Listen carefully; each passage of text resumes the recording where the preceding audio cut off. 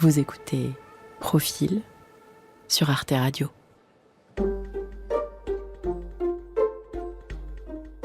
Je le connaissais au bout de 2 mois, j'étais bourrée, j'ai dit on va faire des enfants. Et tout le monde me disait mais n'importe quoi, mais t'es folle. Et moi j'étais en mode non mais si, en fait il faut que je fasse ça. La première fois que je l'ai vu, donc moi j'étais dans un amphithéâtre et lui il était sur l'estrade, sur scène. Et la première fois que je l'ai vu, je l'ai trouvé beau.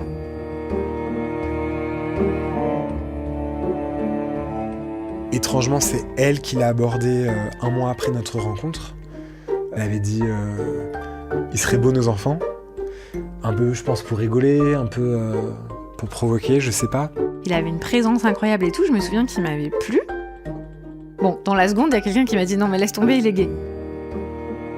Je sais pas, on s'est épris l'un de l'autre. Et on était à fond. Et j'en avais discuté à Margot en disant j'ai une envie viscérale d'avoir des enfants. C'est plus avec toi que j'aurais envie de le faire. Parce que je crois plus en l'amitié qu'en l'amour. J'ai jamais pensé faire un enfant avec un ami homosexuel, ni même avec un ami tout court. Et en fait, avec ce mec-là, j'ai eu envie. Tu choisis bain dans la salle de bain de papa ou douche dans la douche de maman. Et ça est très chaude ma douche, tu pourras rester bien longtemps sous la douche chaude. Dans la douche de maman. Mais tu mets pas sur les cheveux. Non, pas sur les cheveux. Allez, viens. Bah, ça fait 1 semaine que c'est pas lavé les cheveux. Quoi faire, c'est bon. Tu vas faire un shampoing? Bah non, mais moi mais non, mais je vais laver. Ah, parce que couper les cheveux, ça les lave, c'est nouveau. Bah, il reste moins de cheveux déjà. Mais c'est la meilleure. Allez, à la douche. C'est hyper drôle quand on y repense. Maintenant, on a l'impression qu'on était fous. Vraiment le truc de quand on est fou au début, dans une relation hyper passionnelle, où on a l'impression qu'on va se marier au bout de 2 mois, que c'est incroyable, que c'est l'homme ou la femme de ta vie, que tu penses à l'autre tout le temps, que tu veux tout le temps tout faire et que bon, après, ça passe. Ça a quand même été un coup de foudre amical. On avait tout le temps envie de se voir, ou dès qu'on se voyait pas, on se manquait, on s'écrivait tous les jours alors qu'on travaillait ensemble. Le matin, avant même la pause déjeuner, on allait dans le bureau de l'un, dans le bureau de l'autre, on mangeait ensemble, on repartait ensemble du boulot, et souvent le soir, on passait la soirée ensemble, et les week-ends ensemble. Et on passait nos vacances ensemble. On va mettre l'autre pyjama cette nuit, comme t'as chaud. On va mettre le pyjama moins chaud. Et celui-là, comme ça, on va le laver parce qu'il est plein de microbus. Ok? Et après, je vais aller dans ton lit. On va voir ça. Des parents comme les autres. Allez, à la gauche. Pas trop chaud. Un podcast de Bertie Saint-Doufouri, réalisé par Charlie Marcelet. Je pense que voilà, on a beaucoup de points communs, on fait le même travail aussi, on était passionnés tous les deux par ce travail-là, on s'en parlait beaucoup. Et Naïm et moi, on travaille tous les deux dans la protection de l'enfance depuis qu'on se connaît en fait, sur des hauts postes, quoi. Le temps qu'il soit conçu, elle avait rencontré Alexis, moi j'avais rencontré Robin. On aurait pu se dire on a rencontré quelqu'un avec qui on a envie de fonder quelque chose, donc on suspend le projet. Jamais ça a été un sujet. Ces rencontres avec ces garçons avec qui ça a duré quand même 4 ans pour Robin, avec qui ça dure encore aujourd'hui avec Alexis, ça n'a jamais été un obstacle au fait qu'on ait un enfant ensemble. Et en plus de ça, quand on a décidé de dire let's go, on tente l'aventure, on s'était dit c'est quand même bien de vivre ensemble, de voir si ça match quand même de cohabiter ensemble avant d'avoir un enfant. On s'était dit vivons dans mon appartement dans un 2 pièces pendant quelques mois avant le premier essai. Et donc on a passé 15 mois à dormir dans le même lit. Et on a commencé à essayer d'avoir un enfant ensemble mi-2019.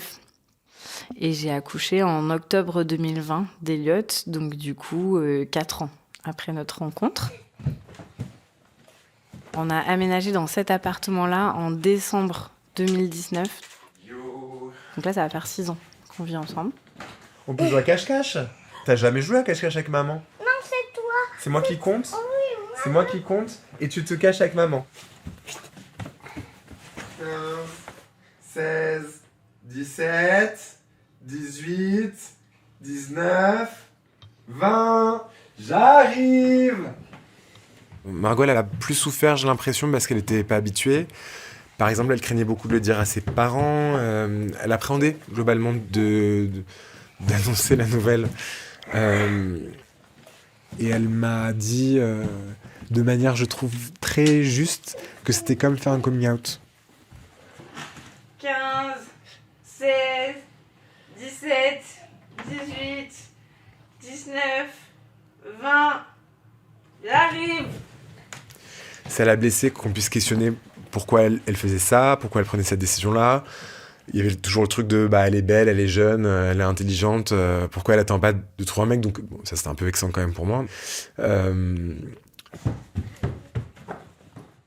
Ça renvoyait en plus quelque chose de notre projet de pas très joli. Donc même moi c'était pas très agréable, mais disons que j'avais déjà un peu l'habitude avec mon homosexualité d'avoir des réactions qui dans un premier temps étaient plutôt de l'ordre de l'incompréhension et ensuite dans l'acceptation. 1, 2, 3, 4, 5, 6, 7, 8, 9, 10. Où ils sont cachés?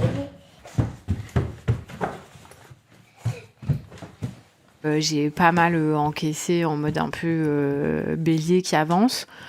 Après coup, ouais, je suis un peu en mode c'est bon, ça va maintenant, quoi. Là, en fait, maintenant, je laisse plus rien passer. Allez, maintenant, on doit chercher maman. Oui. Je la vois. Papa? Oui. Où tu es? Tu l'as trouvé? Il y a quelques rendez-vous qui sont obligatoires quand on s'inscrit dans une maternité à la PHP. En fait, ils te demandent justement si tu es célibataire, en couple, nan. Ils veulent te mettre dans des cases. Et j'étais très embêtée parce que j'étais en couple à ce moment-là avec Alexis, donc spontanément j'avais envie de dire en couple, mais en même temps j'étais pas en couple avec du coup le père de mon enfant. Et je lui ai dit de manière assez naïve et spontanée, je suis en couple mais pas avec le papa. Ensuite, c'est quand elle m'a demandé les motivations, parce que je pense qu'elle était un petit peu perturbée par le fait qu'on ait 30 ans tous les deux, qu'on soit dans un certain milieu social, vu qu'on dit aussi notre profession, etc.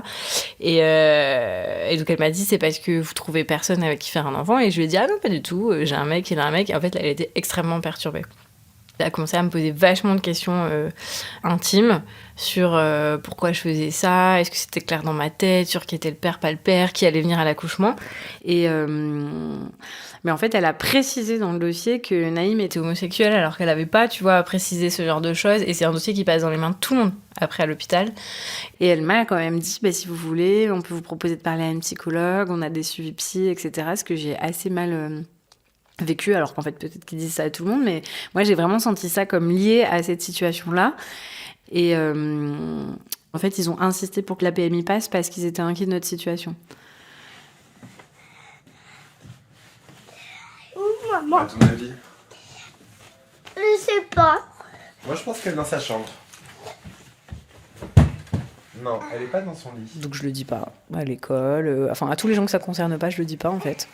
Elle est où? T'as regardé derrière le rideau?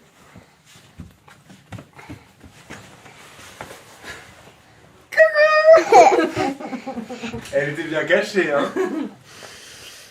Moi, je voulais en parler parce que je trouve que c'était mentir par omission. Margot veut pas. Elle a peur que ça change le regard des adultes et notamment de la maîtresse. Déjà, j'ai pas envie qu'ils sentent que nous on dit pas les choses et qu'ils sentent que du coup il y a un souci par rapport à ça. Et surtout, je veux pas que l'éducation nationale pense qu'on cache quelque chose. Peut-être qu'un jour il dira, moi, mon papa et ma maman, ils dorment pas dans la même chambre. Ou peut-être qu'un jour il parlera de l'amoureux de papa ou de maman. Et que si ça doit se savoir, ça se saura. Mais je vois pas l'intérêt de dire, au fait, il faut qu'on vous dise que... Moi, j'aime bien l'idée de pouvoir laisser l'opportunité à Elliot de le dire ou de ne pas le dire.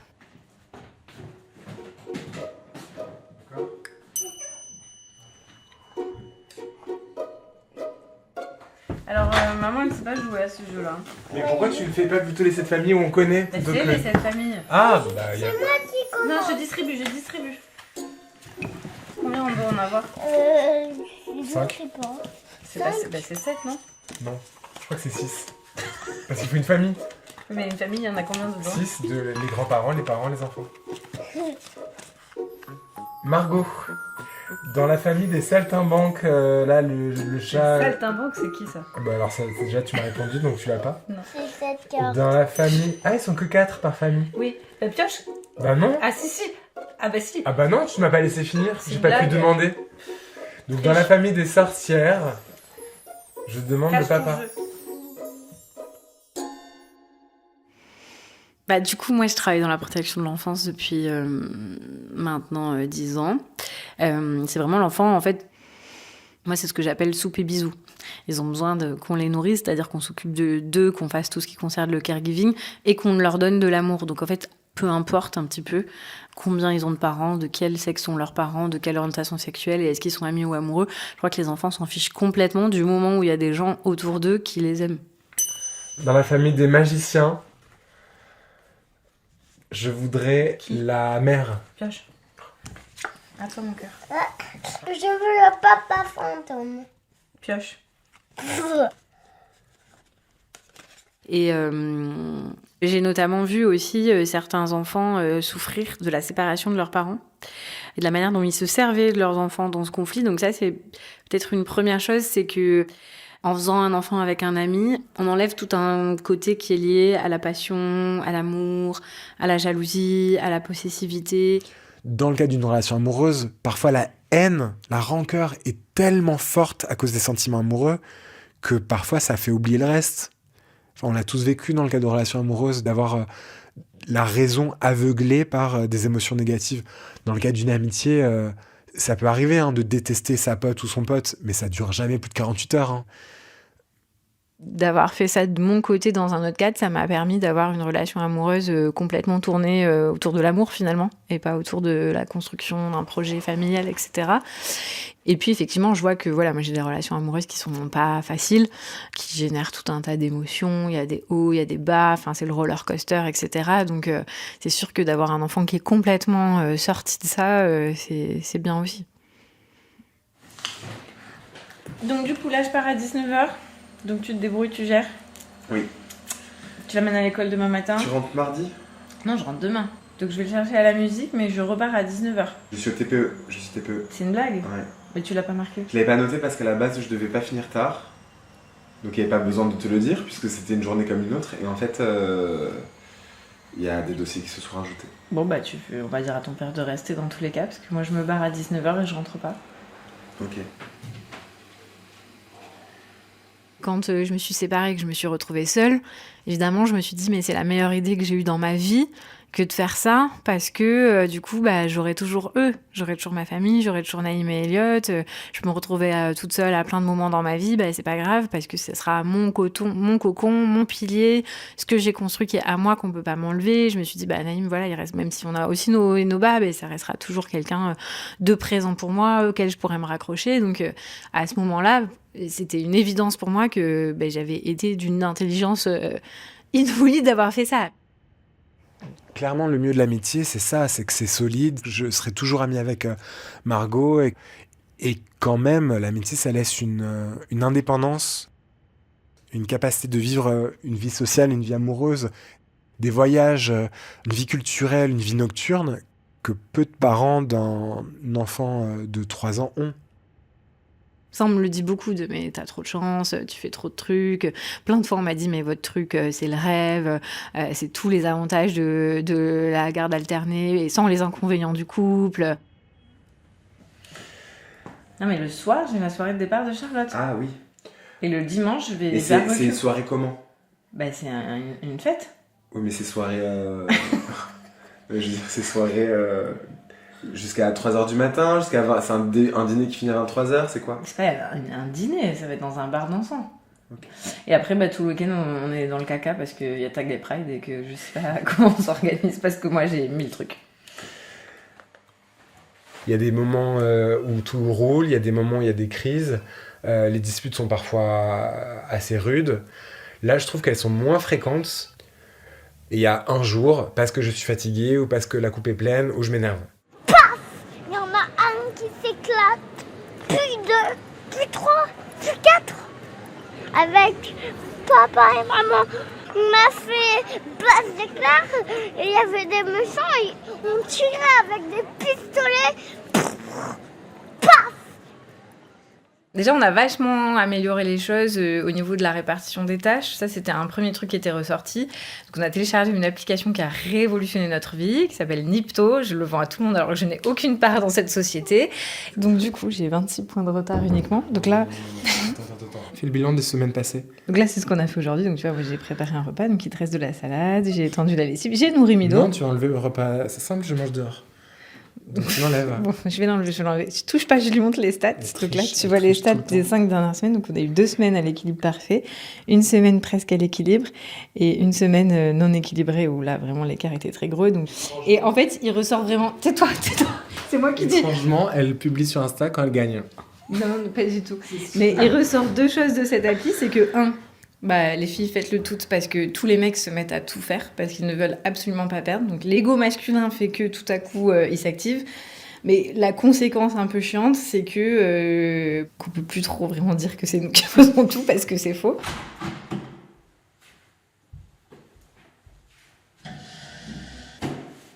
Est-ce que tu veux que je te lise un livre, mon chéri? Merci si tu veux. En fait, je crois qu'il est dans l'imitation de son père. Voilà. On va quand même descendre acheter des fleurs. Par contre, je sais pas pourquoi tu retournes dans ta chambre comme si c'est bon, t'avais fait ton devoir et que tu... C'est la fête des pères en fait. Est-ce que ça va être ma fête un peu? Donc là, tu fais plus rien. Bah si, de toute façon, je te rappelle que tu pars à quoi, à 19h? Lui, Donc je vais devoir gérer tout ça il est ce que soir. 17h30. Tu devais pas aller acheter des fleurs? Si. Enfin, je vais tenter de le faire. En fait, on se voit tellement et on est tellement pris par une vie extérieure qui est riche que je trouve qu'on profite pas l'un de l'autre. On se manque jamais. Les soirs, on n'a rien de prévu. Chacun est dans sa chambre. En fait, moi, je joue à la console, elle regarde des séries dans sa chambre, alors qu'on pourrait en profiter pour passer la soirée ensemble. Là, je pense qu'on n'aurait pas l'idée de partir en vacances ensemble sans Elliot. Donc, et puis même sur nos conversations, enfin, tout a changé. Nos conversations, nos disputes, notre agacement, notre fatigue. Donc, clairement, je pense que voilà, ce qui nous est arrivé à nous arrive à tous les parents. Quand l'autre parent est un membre d'un couple, forcément, ça a un impact sur le couple. Quand même, pendant une semaine, je suis tout seul. Je t'ai expliqué, tu ne vas pas enchaîner une semaine où je suis pas là, une semaine tout seul avec lui. Je Donc, suis on bien- le laisse chez mes parents. Tu as dit, je ne veux pas. Je suis bien content de le faire, de m'en Voilà, occuper. alors Je ne le dis prends juste pas que- comme argument. Bah si. Encore... Et puis en plus, là, Je c'est suis même content pas de le s'occuper de lui, c'est une nuit où il dort. Oui, mais je pense qu'en compensation de tout ce que je fais, je Bien vais avoir sûr. mon 31. Puis on va à Pau pour Noël pour ta famille, je te rappelle. Non, mais donc tu fais pas 31, c'est ça ton truc? Bah, l'année prochaine, tu feras. Après, pour la fête des mères, il était pas là et du coup il m'a dit je t'offre une soirée qualitative, donc on ira au resto ensemble. Je crois que c'était seulement la 2e fois où on se prévoyait un truc pour tous les deux, rien que tous les deux, et c'était trop bien.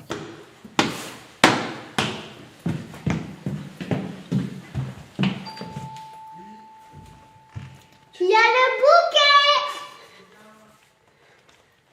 Ouvrez-nous. Qu'est-ce qu'on dit? Bonne fête, papa. Merci, mon chéri. En fait, moi, je suis très attachée à tout ça. Même la première année, j'étais hyper déçue. Il m'avait prévu aucun cadeau. Il m'avait trop envoyé chier. Il m'avait dit, mais t'es pas ma meuf, c'est pas moi de te faire des cadeaux. C'est Elliot qui t'en fera plus tard. Et en fait, je crois qu'il a compris le truc. Que genre, en fait, non, pour la fête des mères, gars, il faut faire des cadeaux. C'est pas journée. Et il faut se donner, quoi.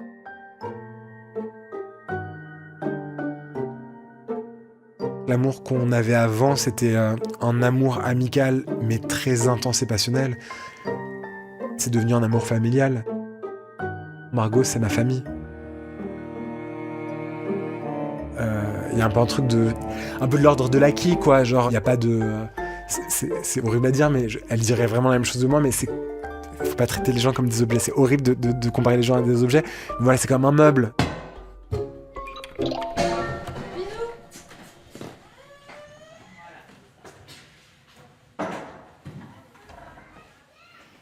Pour moi, il fait partie de ma famille. Dans mon groupe famille, il va chez mes parents sans moi, il va chez mon frère garder mon neveu. Mes parents sont plus proches de Naïm que de moi, hein, je crois. On a atteint ce stade. Donc voilà. L'année prochaine, c'est les 60 ans de mon père. Et donc du coup, on fait un voyage tous ensemble en famille. Donc forcément, c'est Naïm qui est dans le groupe famille, c'est pas Alexis. Et donc c'est lui qui a invité. Et il m'a dit « Ah, mais si tu veux que Alexis vienne, c'est normal, je comprendrai tout. » Je lui dis « Ah non, mais non, il en est pas question. Enfin, c'est toi qui viens dans les trucs famille. » Vous allez donc passer la soirée dans mon lit là? Oui. À regarder La Belle au bois dormant. Oui. Enfin, la soirée. Ah! T'as vu ça la musique? Tu le connais? C'est quoi? C'est quoi? Ça nous a apporté quelque chose de génial. Si c'était à refaire, je le ferais 50 fois. Mais je me dis que ça entrave quand même la vie amoureuse. Enfin, ma relation amoureuse avec Robin, elle a été entravée par ce que j'ai vécu avec Margot. En fait, on a été hyper carré sur l'organisation avec Margot, sur ce qui allait se passer. Et je l'ai pas été avec Robin. Je pense que si c'était à refaire, je crois que je clarifierais ce que chacun attend. Et moi, ce qu'il m'avait reproché, c'est justement de pas sentir qu'il était la priorité, le centre de gravité de ma vie. Il m'avait dit une fois, c'était autour de Noël, il y avait le sapin, les guirlandes, et il devait nous rejoindre. Et on était en train de dîner avec Margot et Elliot. Il a vu donc la scène avec le sapin, Margot, Elliot et moi. Et il m'a dit qu'il se sentait vachement exclu de cette image qu'il voyait. Alors que justement, il devait nous rejoindre pour qu'on dîne ensemble. Il y en aura dans le château. C'est la sorcière qui l'a fait. Il y a là tout le beau monde, roi Stéphane. Je me sens vexée, sachez-le, de ne pas avoir eu d'invitation. Je sais qu'au début, même si je m'en suis pas rendu compte, je me suis peut-être perdue entre m'occuper de mon bébé, m'occuper de mon mec, être présente aussi pour Naïm, m'occuper de mon boulot. En fait, je me suis retrouvée à être divisée en plein de morceaux différents, à être la mère, l'amante, le machin, et à essayer d'être parfaite partout. Une fois que j'avais fini de changer des couches, il fallait que je m'épile à fond, que je mette les plus jolies dessous, parce que pour mon mec, comme lui, il est pas père et que c'est pas son sujet, il fallait que je sois la nana sexy, quoi. Forcément, je me suis bloquée. Alors que si j'étais toute seule, je partirais dans le sud, on aménagerait ensemble et on ferait un bébé. Et en gros, là, ce qui bloque, c'est que je suis bloquée à Paris, parce que j'ai un enfant à Paris, parce que son père est à Paris, que je peux pas le forcer à déménager. Tout ce que je dois faire tout le temps, je dois les prendre en considération tous les deux. Donc, je suis beaucoup moins libre. Ça, c'est sûr. Margot m'a menacé 15 000 fois de partir avec Elliot sous le bras à l'autre bout de la France. Mais je sais qu'elle le fera pas. Jamais elle le fera. Et je crois que l'avantage qu'on retire à vivre tous les deux, en fait, ça nous permet de pouvoir élever Elliot tous les jours, d'avoir accès à lui tous les jours. Et ça, c'est un luxe que les parents qui vivent séparément n'ont pas. Allez, si tu veux te moucher. Ok, vas-y. Tu as dit moucher, d'accord, très bien. Mais je veux voir beaucoup de morts. Il faut le faire dans tous les cas. Vas-y, mouche-toi. On s'était mis d'accord sur ça. Avant que je sois enceinte et avant qu'il naisse, je me séparerai pas de mon enfant. Donc, s'il y a plus de communauté de vie, il sera principalement avec moi. Et évidemment, quand Elliot est né, après Naïm a tout de suite dit non, si on vit plus ensemble, je veux le voir beaucoup. Et donc, du coup, la menace a beaucoup été de en fait, non, puisque c'est ça, je vais me casser avec mon fils et tu le verras pas. J'ai pu dire des trucs comme ça des fois. Mais non seulement lui, je pense qu'il se rendait pas compte, mais moi non plus. C'est-à-dire qu'en vrai, là, si on ne vit plus ensemble, moi, j'ai pas du tout envie de m'occuper toute seule d'un enfant H24. C'est mort. Genre vraiment, moi, c'est garde alternée ou rien. Faut que la mort, elle sorte du nez. Non. Ferme la bouche. Et souffle par le nez. Non, ferme la bouche. Non, ferme la bouche. Souffle par le nez. Non, tu n'y arrives pas. Allez, on y va. Tiens-le. Arrête, ici, tu te débordes, bouge pas. Allez, bouge maintenant. Finalement, on en a rediscuté pour dire qu'en fait, on était bien et que tant qu'il n'y en avait pas un des deux qui voulait vivre avec quelqu'un d'autre, ou en tout cas qui vraiment n'en pouvait plus, il n'y avait pas de raison de pas vivre ensemble. Donc oui, la question se poserait d'un déménagement, si moi je veux habiter avec Alexis, parce que lui il veut pas venir vivre à Paris. La relation entre Alexis et Margot, elle se passe bien aux yeux de Margot, et elle est très heureuse, elle est très amoureuse. Mais c'est vrai que de mon point de vue, c'est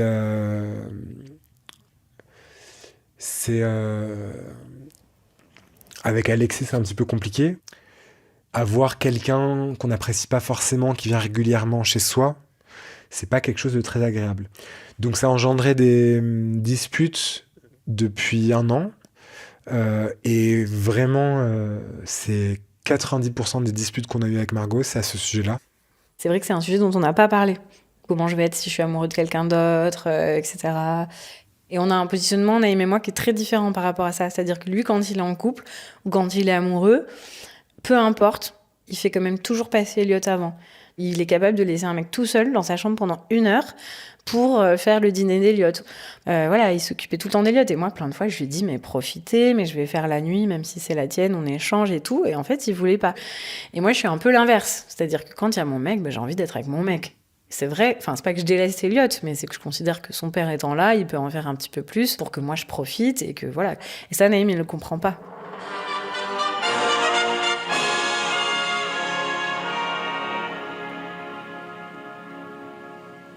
Regarde les fées, chérie, qui arrivent. Vos Majestés, Nous les fées dans ce berceau offrons à cette belle enfant chacune un don. Là, maintenant, c'est revenu un peu ce truc de non, mais en fait, je veux absolument un deuxième.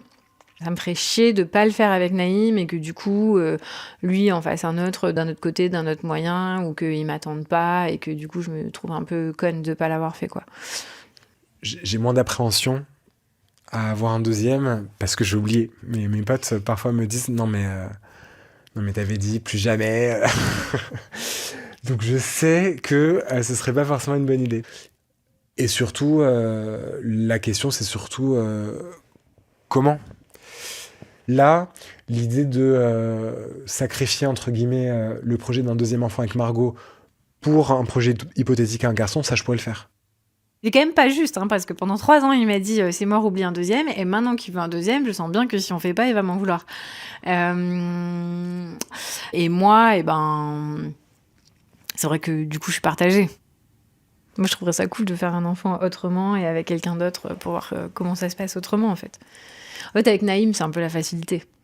On sait vivre ensemble, machin, on a une orga parfaite, donc j'ai vraiment aucun souci, alors qu'avec Alexis, il y a tout un côté vivre un truc que moi j'ai pas vécu, contrairement à tout le monde, genre de qu'est-ce que c'est de faire un enfant biologiquement, en faisant l'amour, passer des moments avec son enfant et la personne qu'on aime. C'est un monde qui est différent pour moi, que j'ai aussi envie de connaître. Il était une fois une princesse Et cette princesse, c'était vous? qui devint amoureuse. Est-ce que ça a été difficile? Ce fut très facile, je t'assure. On ne voyait que trop que le prince était charmant. C'est un peu le truc que moi j'ai pas voulu faire, en fait, qui maintenant me fait rêver. Le truc de trouver un mec qui te demande en mariage, d'avoir le mariage de rêve, et puis il veut rester avec toi toute la vie, puis tu fais un enfant, puis tu achètes ensemble. A-t-il dit qu'il vous aimait? Vous a-t-il volé un baiser? Il est si merveilleux. C'est vraiment stupide, parce que probablement que ça ne me conviendrait pas, et que ça ne m'irait pas, et que moi je pourrais pas vivre cette vie-là. Mais voilà, j'ai un peu tendance à vouloir tout le temps ce que j'ai pas. J'ai toujours été un peu hystéro en amour, c'est-à-dire que quand je rencontre un garçon, j'imagine le mariage au bout de 2 semaines et demie. Je crois qu'avant, j'avais du mal à me projeter sur vieillir avec quelqu'un, construire quelque chose avec quelqu'un pour vraiment fonder une famille. Là, je l'envisage. Et je crois que ça s'est ouvert avec Robin. Robin n'était pas le deuxième papa d'Elliot, mais a eu un rôle quand même parental. C'est vrai que c'était très très beau et très très fort à vivre. C'était quand même fragile, puisque preuve en est, on s'est séparé avec Robin, donc ma réflexion elle est pas du tout dans un sens de en fait c'est mieux dans le cas du couple. Mais je dis pas non aussi peut-être dans le cadre de la vie amoureuse, ça me terrifie en même temps. Je pense pas que les projets de vie doivent être guidés par la peur. Attends. Il n'y en a plus de pioches.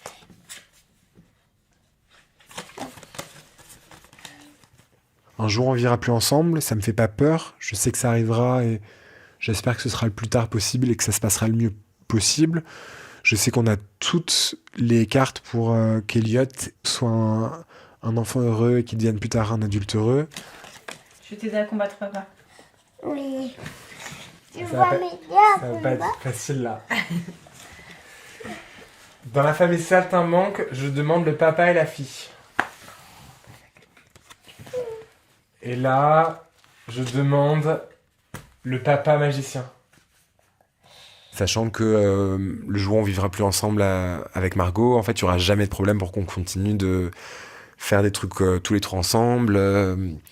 Il n'y aura jamais de rancœur par rapport à la séparation qu'il y a dans certains couples.